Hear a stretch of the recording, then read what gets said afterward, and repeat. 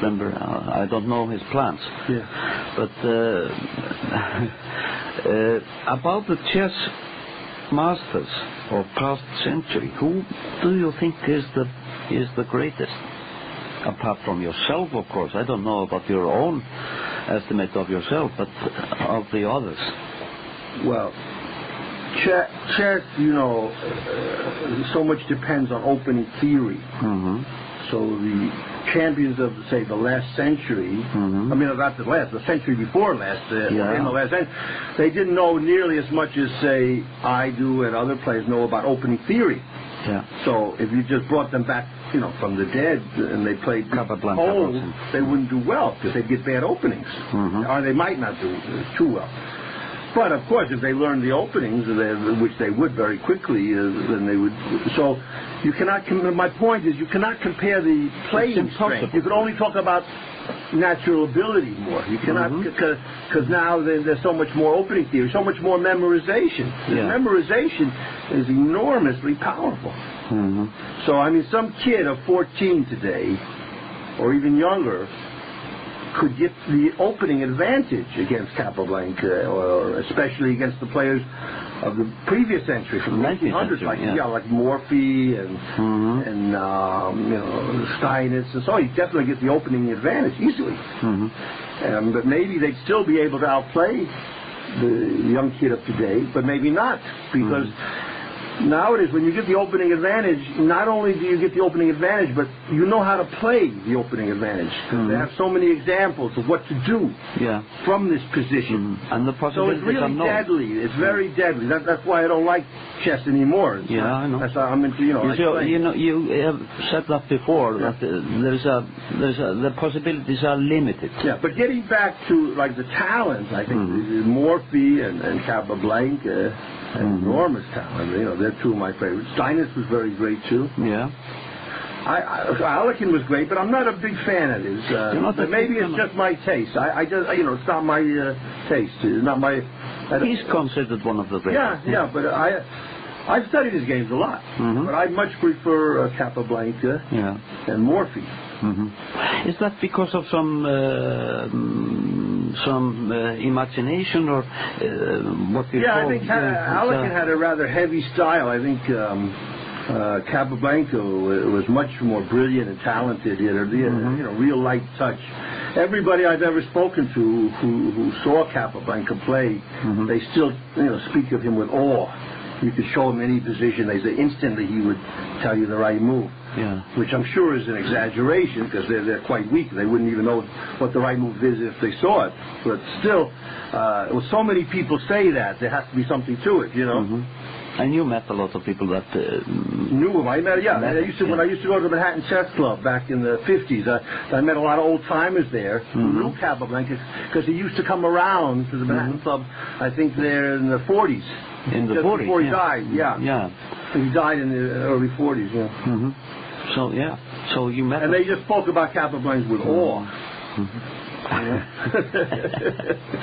didn't. And I've never and it's impressed me, because it wasn't just one person, and I've never seen people speak about any chess player like that before or since, you know. Well, they speak about you in that way, and they do that in New York. You know, the chess players that play out in Washington Square, for example. But Capablanca really was fantastic. He was. He's the greatest. Well, again, but even he, if you study him objectively, had his weaknesses.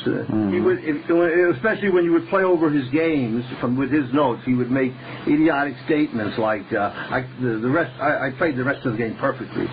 My play in the rest of the game couldn't be improved upon. But then you play through it, it's not true at all. But the thing that was so great about Capablanca, not only was he a fantastic player, but he really spoke his mind. And he said what he believed was the truth. Yeah. You know? He didn't keep it for himself. No. He really said what he felt, which was wonderful, you know? But and, you know, he wanted to change the rules already back in, I think, the 20s.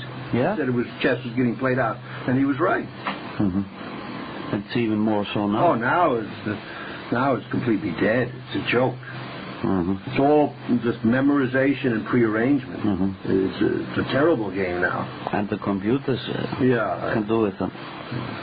Very uncreative game now. And everything is known, and there is nothing new. Well, I know. Let's not exaggerate, but it's really dead. Okay, so how are you spending your time in Iceland? Is it okay? Yeah, very good. Yeah. You got some new friends since you came here? Yeah. I'm having a really nice time. It's a very, kind of quiet, low-key life here. You go to the shop and you go to the bookstore. And Yeah. You have some nice chats. Yeah. How about the people, like everyday people you meet just on your way? Are they okay? They're all friendly, yeah. I haven't had anybody, tell me I'm unhappy that you're here or something. Nobody does. No. But you haven't been traveling.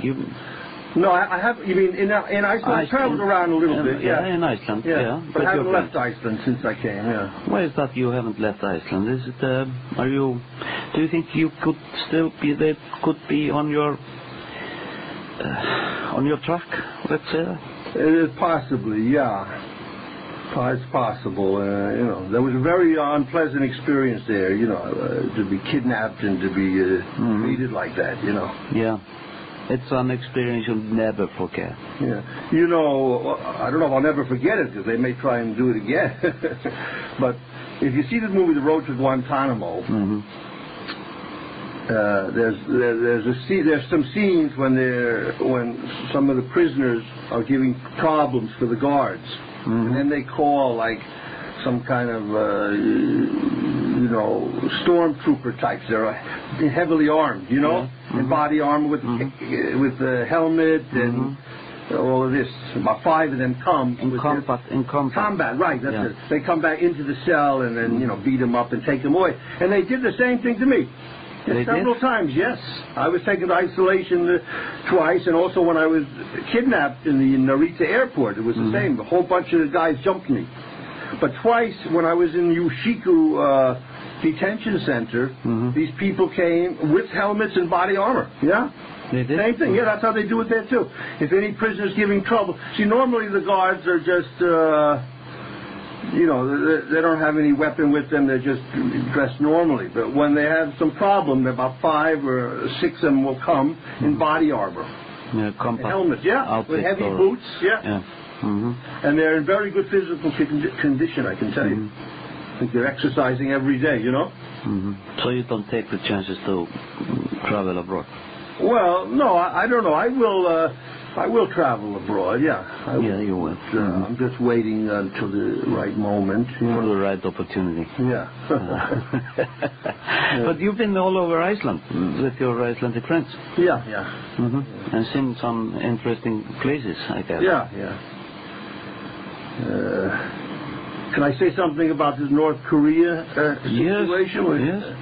I think I'm very disappointed with China and Russia, especially though with China. I just don't understand how they can stab North Korea in the back like this. I don't know whether this is all some kind of an elaborate game China is playing, or they're really serious about bringing down the North Korean regime. It looks like they're really serious about bringing down the regime. I think this is a disgrace. I mean, don't they know after the United States takes care of North Korea and Iran and Iraq and Pakistan, then they're going to go after the big countries. They're going to go after India and China and Russia. So you think it's the Americans are just doing this to be able to conquer the world? Yeah, definitely, the Jews. Yeah. So I think this is. I can't understand why they're doing this. Maybe they're bribed, or maybe these leaders in China have tons of money in U.S. banks, or I really don't know what. Or maybe they're CIA agents. Why would they turn against the dear leader in North Korea is beyond me. Bobby Fischer, it's been a pleasure speaking to you. And this interview is coming to an end. Við erum að ljúka hérna viðtalið við Bobby Fischer. Við vorum fyrst að tala þá stórundarlegur ástöðum svissnesks banka, UBS, að loka reikningum hans fyrirvaralaust og án skýringa.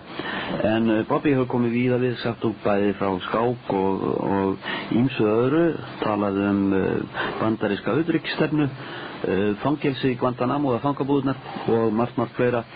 En þessu lokið. Bobby Fischer, thank you so very much for being here with us.